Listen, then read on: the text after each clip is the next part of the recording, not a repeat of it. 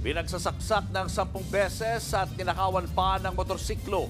Ganyan ang sinapit ng isang motorcycle taxi rider sa kamay ng isang pasahero sa Quezon City. Nasa frontline na balitang yan si Hannibal Talete.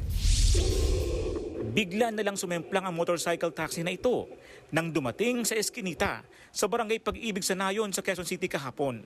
Naiwang nakatayo ang pasahero ng motorcycle taxi habang napahiga naman sa kalsada ang rider. Maya-maya pa, bigla na lang pinagsasaksak ng pasahero ang rider. Walang tigil sa pananaksak ang suspect kahit tumihiyaw na sa sakit ang rider. Matapos ang pananaksak ay itinayo pa ng suspect ang nakatumbang motorsiklo. Sinakyan niya na ito para umalis sa lugar. Nakita ng ilang residente ang krimen at agad nila itong isinumbong sa mga opisyal ng barangay. Rumesponde naman ang mga otoridad at dinala sa ospital ang biktima. Nakita po namin si rider, hawak-hawak po niya yung leg niya na yun nga po, puro dugo, duguan po siya. Nagpapagaling na ang rider na nagtamo ng hindi bababa sa 10 saksak sa iba't ibang bahagi ng katawan. Pawang hindi residente sa lugar ang suspect at ang biktima. Sa inisyal na investigasyon, sumakay ang pasahero sa Recto Avenue sa Maynila at nagpahatid sa lugar kung saan nangyari ang pananaksak.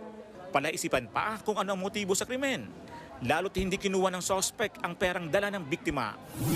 Kanyang kinuha lang, yung ginawa niyang getaway is yung motor na gamit nila nung biktima natin. Inibisigan natin kung yung anggulo sila pwedeng magkaroon ng koneksyon o ano yung kanyang motibo para gawin yung mga bagay niya.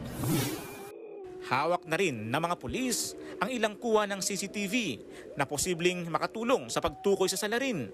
Sa isang pahayag, sinabi naman ng kumpanyang Move It na nakikipagtulungan na sila sa mga otoridad at ibinigay ang lahat ng hawak nilang impormasyon sa suspect na pasahero. Nagpaabot na rin sila ng tulong pinansyal para sa pagpapagamot na kailang rider partner.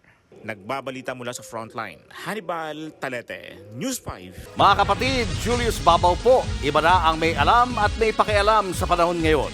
Para sa Frontline ng mga balita, mag-follow at mag-subscribe sa social media pages ng News 5.